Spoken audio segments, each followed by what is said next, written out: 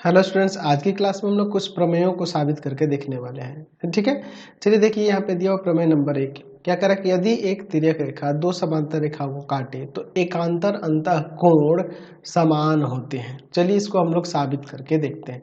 हम लोग दो समांतर रेखाएं ले लेते हैं।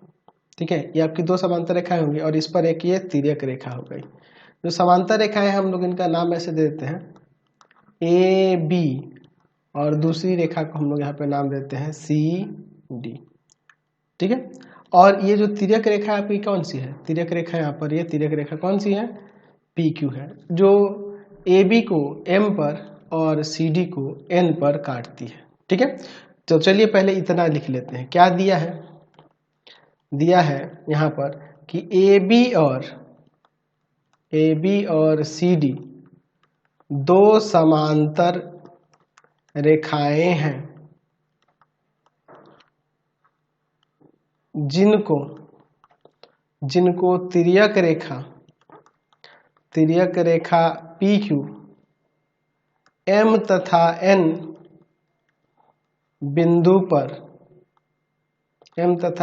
पर यहाँ पर लिख सकते हैं पी क्यू क्रमशः एम तथा एन बिंदु पर प्रतिच्छेद करती है। ठीक है, तो सिद्ध करना है। क्या सिद्ध करना है? कि यहाँ पर एकांतर अंतःकोण के युग्म बराबर होंगे। अगर ये इसके समांतर है तो इसमें एकांतर अंतःकोण के युग्म बराबर होंगे। तो देखिए एकांतर अंतःकोण कौन होंगे, तो पहले इनके नामकरण कर देते हैं। Angle 1, angle 2, angle 3, angle 4। इस तरह से इजीली आप लिख पाओगे एंगल 5, एंगल 6, एंगल 7 और एंगल 8। ठीक है, तो नाम लिखने में टेढ़ा होगा। अगर एंगल 1 लिख देंगे और उसकी जगह पी एम बी लिखेंगे एंगल, तो थोड़ा टेढ़ा लगेगा।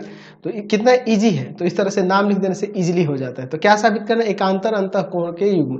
एकांतर अंतःकोण कौन होंगे? एंगल 3 और एंगल 5 हो जाएगा।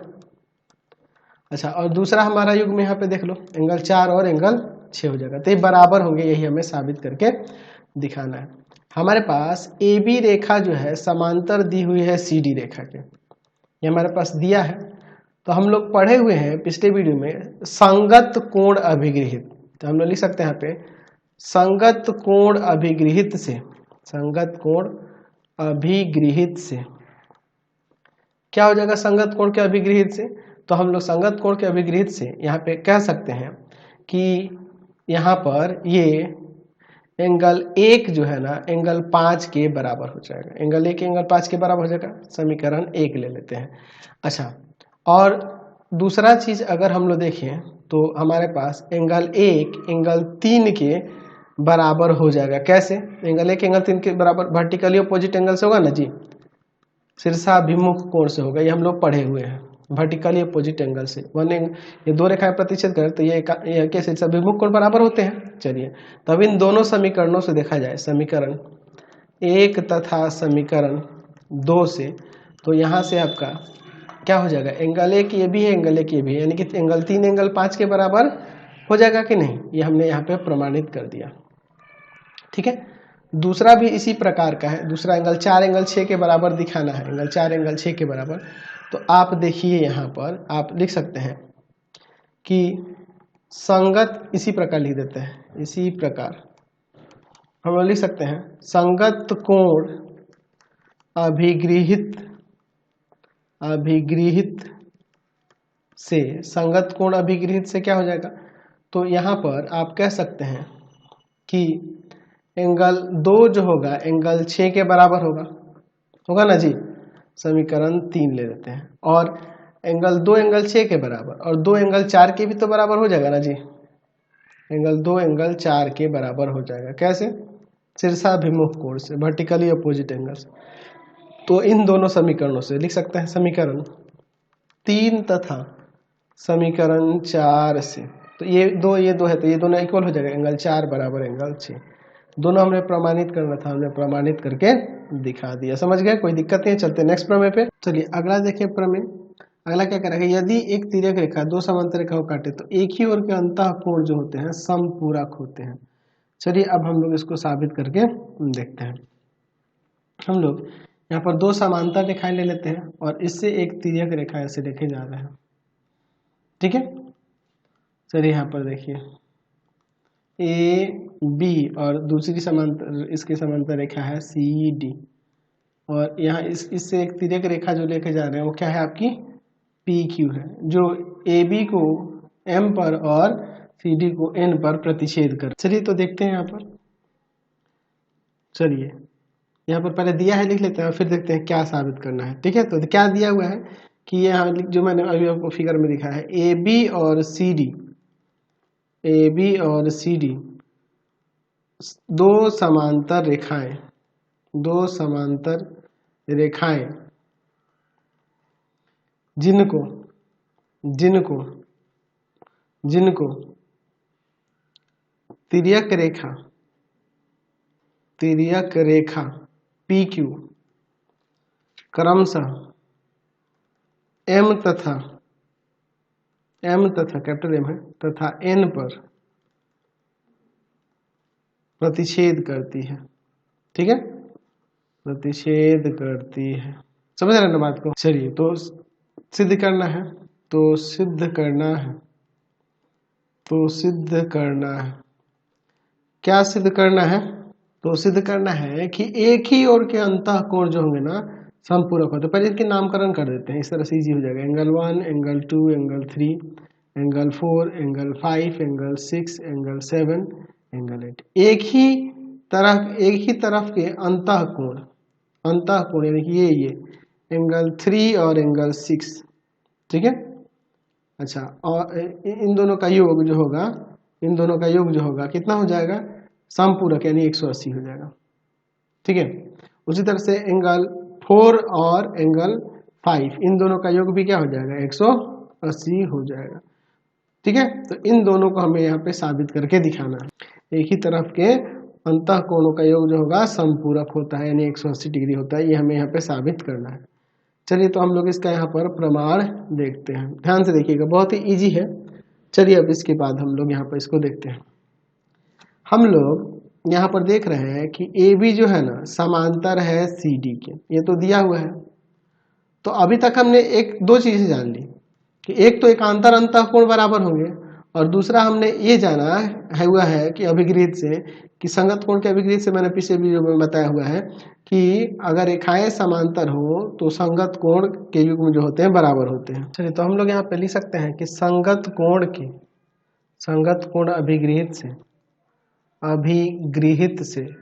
कोण अभिगृहित से क्या हो जाएगा? संगत कोण अभिगृहित से जब ये इसके समांतर है तो यहाँ से एंगल 2 जो होगा एंगल 6 के बराबर हो जाएगा। ठीक है, अच्छा अब देखिए, अब इसके बाद देखिए, अच्छा अगर हम लोग यहाँ पे क्वेश्चन में देखें तो एंगल 2 + 3 इन दोनों का योग 180 होगा। 2 और 3 का, ये एक ही रेखा के एक ही तरफ के दो कोण है। ये कैसे है? रैखिक युग्म है ना जी। तो रैखिक युग्म अभिगृहित से इन दोनों का योग 180 होगा, है ना जी। रैखिक युग्म अभिगृहित से। ठीक है, चलिए अब देखिए इस ऊपर वाले को समीकरण 1 मान लो, यहाँ पे यूज करना होगा। अब देखिए एंगल 2 की जगह पे एंगल 6 भी तो लिख सकते हैं, यानी एंगल 6 + एंगल 3 बराबर में 180 हो जाएगा। लिख देंगे समीकरण 1 से, यानी आप इसे वैसे भी तो लिख सकते हैं, एंगल 3 + एंगल 6 बराबर में 180। तो हमने दिखा दिया ना कि एक ही तरफ के अंतःकोण का योग जो होता है समपूरक होता है यानी 180, यानी दो समकोण होता है। इसी प्रकार दूसरा वाला भी लिख सकते हैं। इसी प्रकार आपका एंगल 4 + एंगल 5 का भी योग 180 डिग्री हो जाएगा। ये आपका प्रमाणित हो गया। हम इसको डायरेक्ट लिख दें क्योंकि सेम ही है, समझ रहे ना। अगला प्रमेय देखिए, प्रमेय तीसरा जो है, प्रमेय 1 जो देखे थे एकांतर अंतःकोण वाला युग्म बराबर होता है, उसी का विलोम है ये। ठीक है, यदि दो रेखाओं को एक तिर्यक रेखा इस प्रकार काटे कि एकांतर अंतःकोण के युग्म बराबर हो तो दोनों रेखाएं समांतर होती, उसी का विलोम है ये। देख रहे हैं ना, कि हम दो रेखाएं ए बी और सी डी इस प्रकार ले रहे हैं कि एक इस तिर्यक रेखा से खींच दे रहा है, ये एकांतर अंतःकोण का युग्म बराबर 1 हो जा रहा है। चलिए इसको ए बी यहाँ पर हम लोग ले लेते हैं, ये आपका पी क्यू होगा तिर्यक रेखा, और ये रेखा सी डी हो जाएगा। ठीक है, और जो कि एम और एन पर यहाँ पर इसे काट रहा है। तो हम लोग पहले लिख लेते हैं क्या दिया हुआ है। दिया है कि ए बी और सी डी दो रेखाओं को तिर्यक रेखा, तिर्यक रेखा पी क्यू, तिर्यक रेखा पी क्यू क्रमशः एम तथा एन बिंदु पर इस प्रकार काटती है, इस प्रकार काटती है कि यहाँ पर हम लोग इसके नामकरण कर देते हैं 1 2 3 4 5 6 7 8। इस प्रकार काटती है कि क्या कह रहा है, एकांतर अंतःकोण बराबर है। तो एकांतर अंतःकोण 3 और 5 ले लेते हैं। यहाँ पर मान लीजिए आपके पास दे दिया हो कि 3 एंगल 5 के बराबर है ना। एकांतर अंतःकोण का युग्म है ना जी। तो सिद्ध करना है, क्या सिद्ध करना है कि रेखाएं ए बी जो है रेखा सी डी के समांतर है। ए बी और सी डी एक दूसरे के समांतर है। चलिए अब हम लोग इसका यहाँ पर प्रमाण देखते हैं। अच्छा, अब इसके बाद देखिए यहाँ पर हमारे पास दिया हुआ है कि एंगल 1 जो है ना, एंगल 3 जो है ना, एंगल 5 के बराबर है। ये दिया हुआ है 3 जो है किसके बराबर है, 5 के बराबर है। और हम लोग लिख सकते हैं कि एंगल 5 जो होगा एंगल 8 के बराबर हो जाएगा।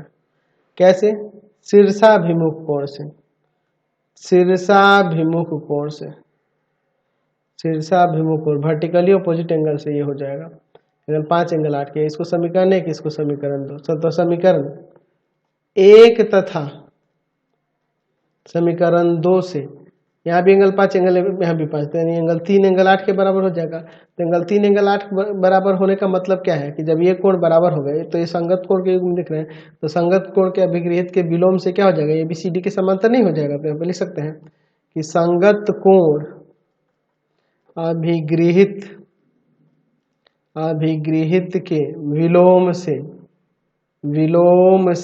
क्या हो जाएगा, यहाँ पर रेखा ए बी जो है समांतर हो जाएगी रेखा सी डी के।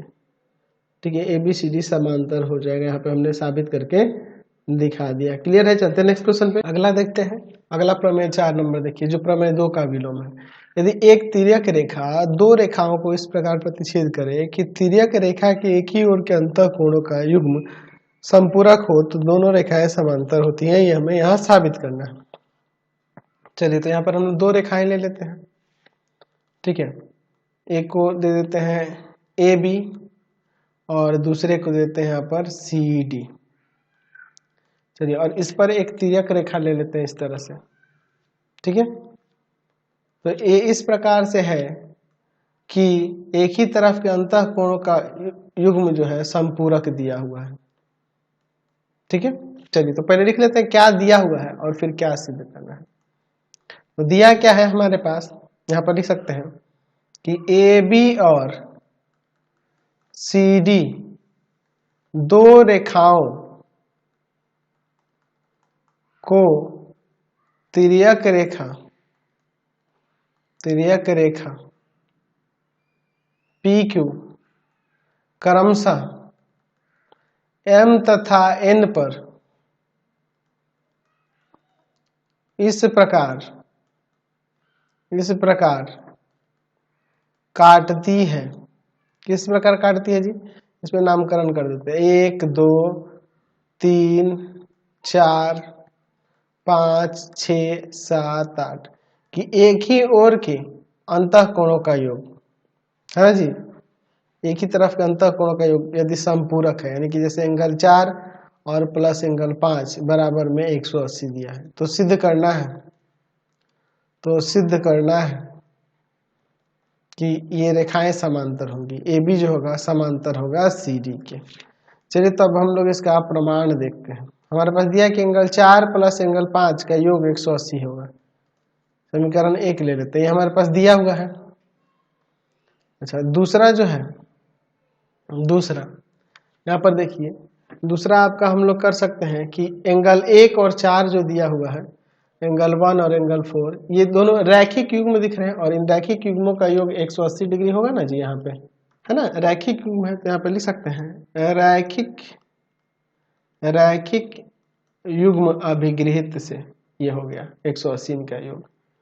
ठीक है, तो अब इन दोनों समीकरणों से देखो, समीकरण 1 और 2 से दोनों बराबर हो जाएंगे एक दूसरे, क्योंकि दोनों का योग 180 हो रहा है।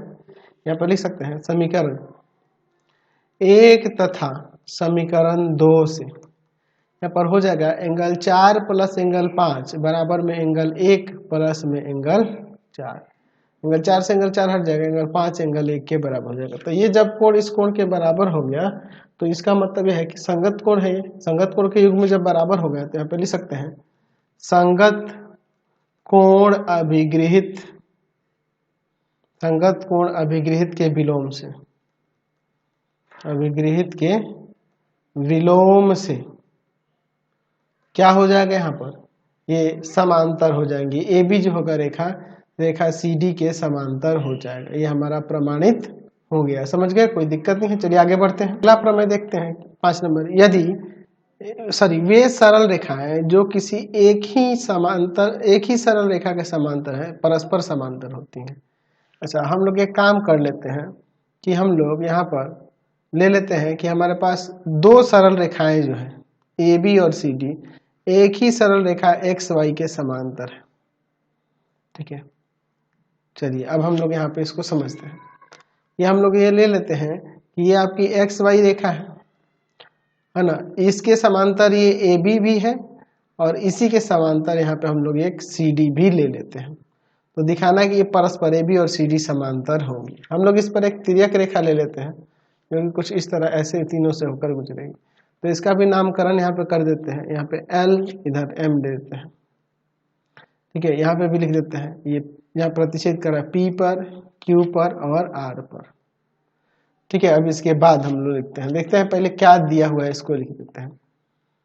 दिया है कि ए बी रेखा जो है ना समांतर है एक्स वाई के, तथा सी डी भी किसके समांतर है, एक्स वाई के।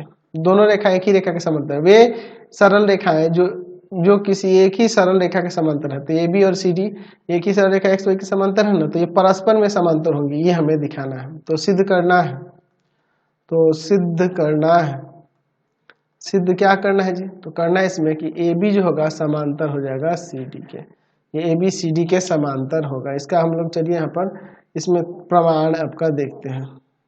ठीक है, अच्छा इसमें हम लोग इसमें जो तिर्यक रेखा के हैं इसको लिए एक रचना भी लिख देते हैं, इसमें ठीक रहेगा, अच्छा रहेगा। तिर्यक रेखा तो खुद से ना लिए हैं जी, तो रचना में इसको लिख देते हैं। रचना में हमने क्या लिया है कि एल एम एक रेखा खींचे, एक तिर्यक रेखा खींचे, ऐसे लिख देते हैं। ठीक है, एक तिर्यक रेखा खींचा जो एक्स वाई ए बी और सी डी को क्रमशः पी क्यू तथा आर बिंदुओं पर काटती है। ठीक है, चलिए तो अब इसका हम लोग यहाँ पर प्रमाण देखते हैं क्या होगा। अब देखिए ऊपर जो है एक्स वाई ए बी के समांतर है, दिया ना पहले कि ए बी समांतर है एक्स वाई के। तो जब ये चीज दिया हुआ है तो यहाँ से हम लोग कह सकते हैं कि यह कोण जो होगा इस कोण के बराबर हो जाएगा एकांतर अंतःकोण से। Angle x p q equal to में एंगल पी क्यू बी, एकांतर अंतः कोण के युग्म है, इसलिए ये बराबर हो जाएंगे क्योंकि ये समांतर है इसके। अच्छा फिर अब देखिए दूसरा दिया हुआ है कि सी डी भी समांतर है एक्स वाई के। ठीक है, तो देखो जब सी डी समांतर होगा एक्स वाई के तो यह वाला कोण इस कोण के बराबर हो जाएगा, ये वाला कोण जो होगा इस वाले कोण के बराबर हो जाएगा ना। तो एंगल इसको ऊपर वाले के समीकरण एक मान लेते हैं। एंगल क्या नाम हो जाएगा x p q equal to में एंगल क्यू आर डी ये हो जाएगा। ये भी आपका एकांतर अंतःकोण के युग्म से। तो अब इन दोनों समीकरणों से देखिए क्या हो जाएगा। समीकरण 1 तथा समीकरण 2 से एक्स पी क्यू और यहाँ भी एक्स पी क्यू है, यानी ये दोनों बराबर हो जाएंगे। Angle p q b equal to में एंगल QRD, ठीक है, PQB यानी ये वाला कोण और QRD यानी कि ये वाला कोण। तो ये कैसे युग्म दिख रहा है? संगत कोण के युग्म दिख रहा है। तो जब ये दोनों युग्म बराबर हो गए तो ये एक ABCD के समांतर नहीं हो जाएगा? तो आप लिख सकते हैं संगत कोण अभिगृहित के विलोम से क्या हो जाएगा यहाँ पर? तो AB जो होगा CD के समांतर हो जाएगा। हमें प्रमाणित करना था, हमने प्रमाणित करके दिखा दिया। समझ गए? कोई दिक्कत नहीं है। तो आज की क्लास में इतने रहने देते हैं। इसके बाद सीधे एक्सरसाइज में चल के क्वेश्चंस को देखेंगे। आपको हमारे 3 चैनलों को सब्सक्राइब करना होगा। पहला है path finder classes Chhapra, path finder classes Chhapra. दूसरा है आपके पास भारती भवन रविकांत सर, भारती भवन रविकांत सर, रविकांत सर। और तीसरा चैनल है Ravikant sir, Ravikant sir RD Sharma solution, RD Sharma solution, RD Sharma solution. तीनों चैनल को सब्सक्राइब कर लेंगे और इससे रिलेटेड वीडियो के लिए सीधे डिस्क्रिप्शन में जाएंगे। इससे रिलेटेड नोट्स के लिए गूगल पे जाकर सर्च करेंगे www.ravikantsir.in और यहाँ जाकर आप सभी क्लासेस के नोट्स उनके PDF को डाउनलोड कर सकते हैं, पढ़ सकते हैं। इंस्टाग्राम और फेसबुक पे जाके पाथफाइंडर क्लास छपरा को लाइक एंड फॉलो करना नहीं भूलेंगे। Thanks for watching the video. Comment करके जरूर बताया करें कि हमारे चैनल के वीडियोज आप सभी को कैसे लगते हैं। Thanks for watching.